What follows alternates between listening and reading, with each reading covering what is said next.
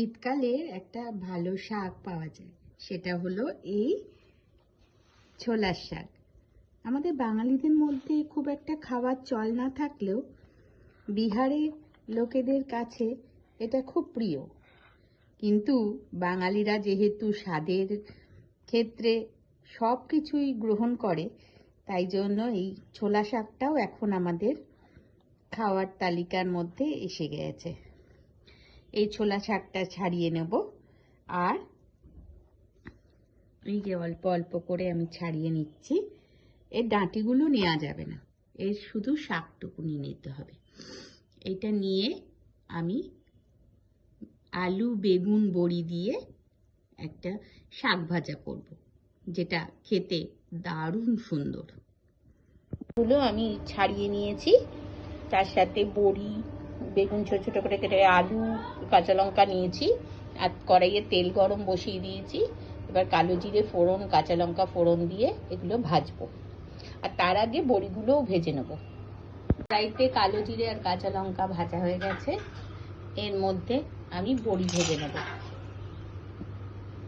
বড়িগুলো লাল করে ভেজে তুলবো। বড়িগুলোকে লাল করে ভেজে তুলে নিয়েছি।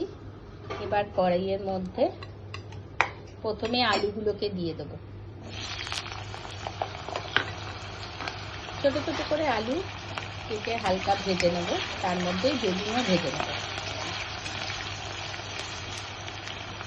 আলুগুলো অল্প ভাজা হয়ে গেছে, এর মধ্যে আমি বেগুনগুলো দিয়ে দিলাম, দিয়ে অল্প নেড়ে চেড়ে ভাজবো।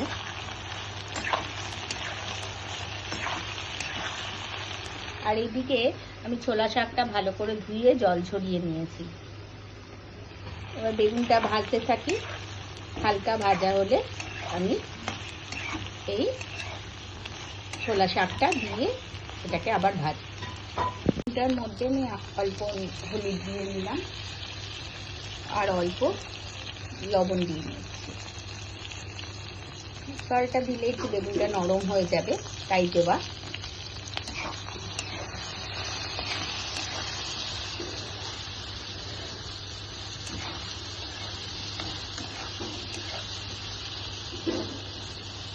ভালো করে ভেজে নেব।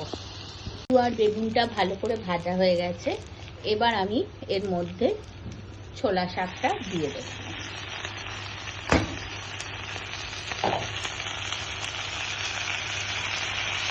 এই ছোলা শাকের মধ্যে কিন্তু কোনো ডাঁটি নেই, ওই ডাঁটিগুলো সেদ্ধ হয় না, ওগুলো খাওয়া যায় না, শুধু পাতাগুলোকে বেছে নিতে হবে।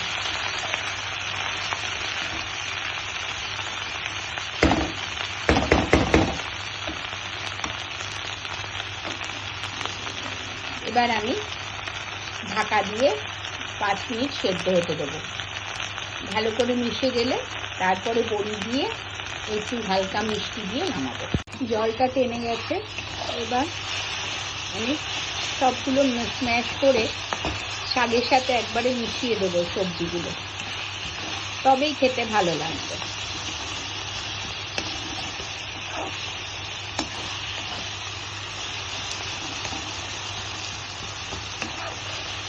শীতকালেই এই শাকটা পাওয়া যায়, গরমকালে পাওয়া যায় না। শীতকালেই পাওয়া যায়, আর এটা সুন্দর টেস্ট, আর ইমিউনিটি পাওয়ার বুস্ট করে এই শাক খেলে।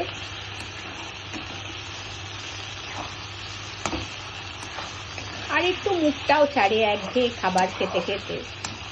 ফুলকপি আর বাঁধাকপি, শীতকালে এই নানান ধরনের শাক পাওয়া যায় আমাদের এই বাংলায়। হয়েছে, এর মধ্যে আমি নুন চিনি মিশিয়ে বড়ি দিয়ে নামাবো। শাকের মধ্যে বড়িগুলো দিয়ে দিয়েছি, আর অল্প মিষ্টি দিয়ে নাড়িয়ে নামাবো। আমি অল্প একটু মিষ্টি দিয়ে দিলাম, শাকে একটু মিষ্টি না দিলে ভালো লাগে না। যে কোনো সবজিতে আপনি কম খান, কিন্তু অল্প একটু মিষ্টি দিলে টেস্টটা ব্যালেন্স হয়ে সুন্দর লাগে খেতে। আমার হয়ে গেছে ছোলা শাক তৈরি। এবার শুধু গরম ভাতে খাওয়ার অপেক্ষা। তা আপনারা সবাই খেয়ে অর্থাৎ আপনার বাড়িতে তৈরি করে এই রেসিপিটা খেয়ে জানাবেন সবাই কমেন্টে কেমন লাগলো।